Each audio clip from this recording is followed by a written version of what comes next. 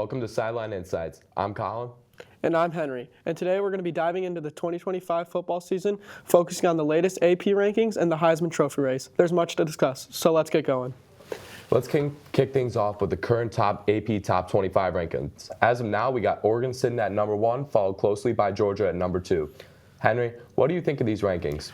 I like Oregon as the number 1 team. I think they deserve to be there. One of the only undefeated top teams. They still remain, so I think they deserve that spot. They've had a big win in Ohio State. They deserve to be there. I would like to see Ohio State higher in the ranking, as they only lost to number 1 Oregon. I mean, you have other teams like Georgia losing to Alabama, who lost to Vanderbilt, an unranked team. So I would like to see Ohio State be a little higher. Obviously, with the recent loss, that might have a little bit of bias towards it, but I would definitely say keep that. Yeah, no, and absolutely. Their offense is absolutely electric with Judkins at the running back position and their quarterback, Colin. I mean, they have a lot of weapons. But we can get into a little bit of how the Georgia defense is super high-powered. And speaking of that, they have a lot of, Heisman Trophy players on that team. So getting into that, shifting gears into the Heisman Trophy race, I mean, who would you put in your top 5, Henry? I would definitely put Travis Hunter at the 1. I would put Ashton Jeanty at the 2, and then Dylan Gabriel, followed by Cam Ward, and then Jalen Milroe. Yeah, no, I think that order suits itself because Travis Hunter dominates both sides of the ball. I mean, it's hard to come by a player that even dominates one side of the ball. So when you have a player doing what he does at both sides, I think that is the deserved number 1. Ashton Jeanty, unreal season, obviously, as we all know, but I'd still have Travis Hunter above him. Dylan Gabriel, I mean, he's the quarterback of the number 1 team in the country. He's always going to be up there for the Heisman. Cam Ward, unbelievable season. I mean, great pocket presence. He throws the ball like no other in college football, so obviously we're going to have him up there. And Jalen Milroe, I mean, an Alabama quarterback. He's going to be a good quarterback, so that's who I like. Yeah, no, and absolutely. My top 5, I would definitely put Ashton Jeanty at the 1. I mean, the kid has scored more touchdowns than the Florida State offense on his own. At my number 2, I would say Cameron Ward. He's led that very powerful Miami offense to an undefeated season so far.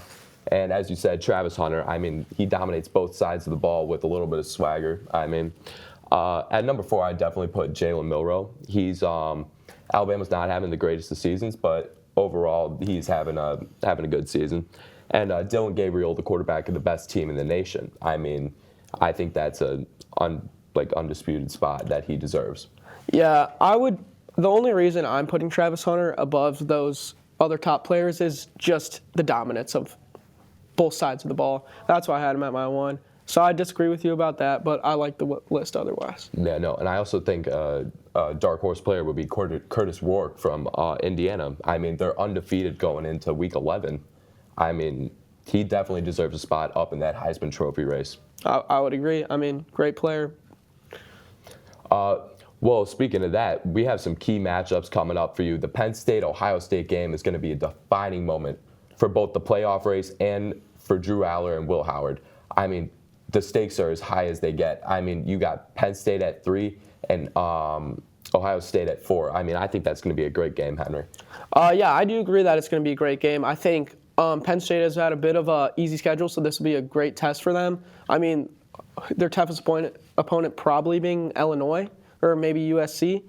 So I'm looking forward to that game as a test for Penn State and even a test for Ohio State, as Penn State is not an easy team to beat. I mean, really tough defense. I mean, good fundamentals, and I would say that offense is very high-powered. So, I mean, it's going to be a great game, and I'm looking forward to it. And especially going into Beaver Stadium, that's a hard place to play, especially talking about hard places to play. We have the Texas versus Texas A&M game on November 30th as a real competitive game. I mean, these are 2 of the top teams in the SEC, and that should absolutely be a great game.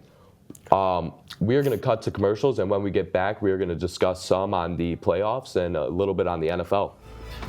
Hello, welcome back to Sideline Insights. Colin, how do you feel about the new 12-team playoff in college football? Well, I think it's a great addition to college football. I mean, I love the way it's formatted. This can allow for some dark horse teams to really enter the playoffs and make a name for themselves. And currently, teams doing that like Boise State, BYU, all of those, and they should be amazing. Yeah, I would definitely agree. It gives an opportunity for some dark horse teams to go in there, like Indiana, Boise State. Like, those are teams you wouldn't normally see in a college football playoff, but since it has expanded, you might get them in as a 10, 9, or 8 seed. So, because they're an undefeated team, or Boise State with 1 loss. But you'll see those fun, exciting players in the playoffs, and you might get to see an upset. Yeah, no, and absolutely. I think a good advantage for those teams is they're going to be taking on teams like Georgia or Alabama at home. I mean, like BYU playing Alabama at home would be massive for them, and including some of the like off-season changes that they got. Like let's transition to the transfer portal a little bit and how it shaped this season up. I mean, it really landscaped this new season. I mean, how do you feel about it? I think it like ultimately came down to like it changed Ohio State's team. Ohio State, I mean, they were a good team last year, but I think it got them from good to great. I mean, Michigan's not a good team anymore. Like, a lot of their players either transferred or went to the draft. You have like teams like Georgia, I mean, Ohio State, they're paying these players like NFL players. So to have it be like that is, I mean, it's incredible to see these college athletes getting paid, but I do also think it affects the college football playoff and like outcome a little in a negative way, just because you have these monopolies of teams getting better and better, and you have these programs that are trying to improve, but they're just getting worse and worse just because the amount of NIL they can provide. Yeah, no, and that's a great point, Henry. I mean, some of the way these kids are getting paid, I mean, like Travis Hunter, that man is a billionaire by now. I mean, he has so much NIL, he has so much, like, and including like Shadur Sanders too. I mean, he has a song as well. So, I mean, just the large amount of NIL money they receive is the point of like, this team is going to be great because they have more money than everyone else. And I think it's crazy because it's like you go from like players getting no money at all to like millions of dollars. So it's like, it's hard to, I mean, for these top prospects in the draft, like it's hard for them to go from having like no money in college to all this money. And it's, I mean, some people have negative, positive opinions, but I'm looking forward to watching these people in the NFL just because how much you see them now. Yeah, and it could really create some new contenders. And before we wrap up this segment, let's discuss the NFL draft a little bit. I mean, who did you see as the number 1 pick? I think right now, for me personally, just from like the new NFL, the new passing, I would definitely give it to Travis Hunter. I mean, there's no clear-cut number 1 quarterback, so I don't see a number one guy out there like Caleb Williams. Like there's not one guy that I see like that. So I would definitely say Travis Hunter is my number 1 pick. Yeah, I was going to say, in the mix of Ashton Jenney, too. I mean, he's having one heck of a season, dude. And Jalen Milroe as well. I mean, like, last year he balled out at Alabama. So I honestly think he could be an argument for the number 1 pick, but I think it honestly all depends on who the worst team is and what they need to enhance their team. Yeah, I mean, if you get a team like the Panthers, they might want a quarterback. I know Bryce Young's been balling a little bit, but they might want a quarterback, or they might want Travis Hunter to help them gain that confidence he needs to make another stride for his NFL career. Yeah, no, and absolutely. Like, if a team like the Bears manages to pull the number 1 pick, they're going to need some offensive linemen because that man, Caleb Williams, is getting sacked about 10 times a game. We are going to head into a break, and we will be right back. Hello, and welcome back to Sideline Insights. We have a lot to cover, so let's kick it off with some Week 8 matchups with some young stars from the NFL Draft. Number 1, my favorite matchup for this week is a division rivalry between the Texans and the Colts. I'm really excited for that game. C.J. Stroud, a baller, but I'm excited for, Anthony Richardson too. He's a great quarterback, so I'm very dynamic. I'm excited for that game. Yeah, and absolutely. Well, with he just got benched for Joe Flacco. I mean, real veteran. I mean, that guy's been in the league for maybe 15 years, something like that. But C.J. Stroud is an amazing quarterback. I mean, he could really spread the field, especially with the weapons he has in Tank Dell and Nico Collins. I also think Joe Mixon is going to really contribute on that run attack.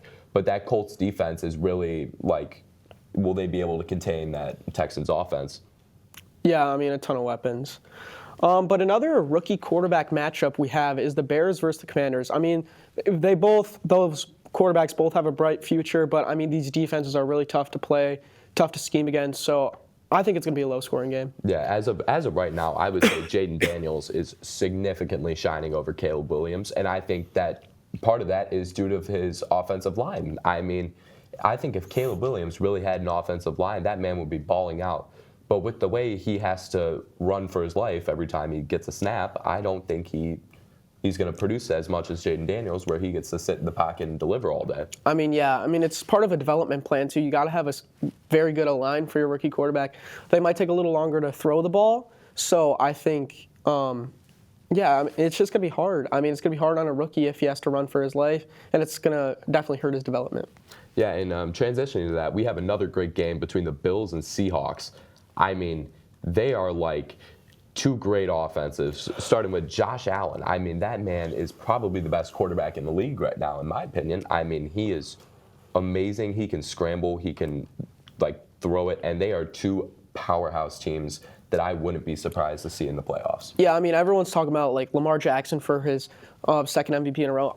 I think Josh Allen, his stats are awesome. So I would honestly, I mean, he doesn't have a ton of star power on that roster. I mean, Keon Coleman, I mean, he's a great player, but he's not a top target you'd want as a quarterback right now. I mean, obviously down the road he could develop and be a star in this league, but I would definitely say Lamar Jackson has more star power. Yeah, and let's transition a little bit into the playoff picture. I mean, we really have some powerhouse teams that aren't going to make an appearance in this year's playoffs. I mean, the Eagles and the 49ers, it's a really big year for them, as they're not producing the way they're used to. No, they're not. I mean, Eagles coming off, I mean, 3 years ago, they were in the Super Bowl.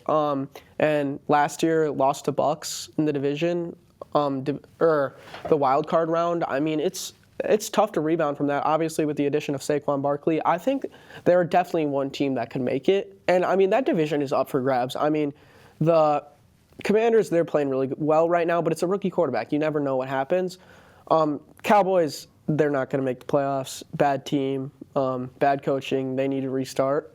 But, I mean, they still have a shot to win the division. Yeah, and the entire NFC North would make the playoffs as of right now. I mean, their records are looking great. They're looking great. I mean, let's talk about those Detroit Lions. I mean, they have been balling out. I mean, Amon-Ra St. Brown, probably the best receiver in the league as of right now. Yeah, I would say, I mean, one team that I could see not making it is definitely the Bears, rookie quarterback.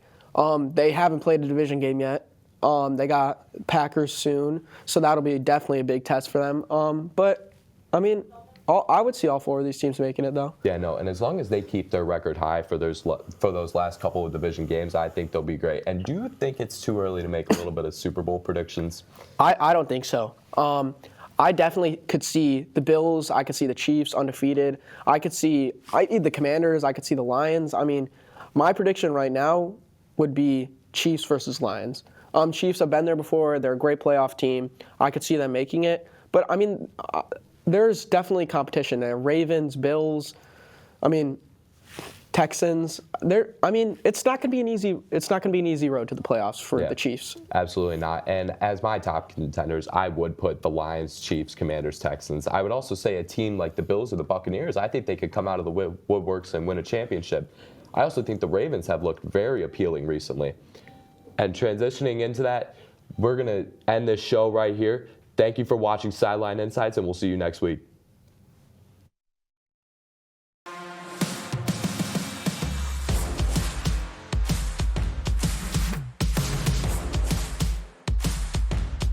Artlist.io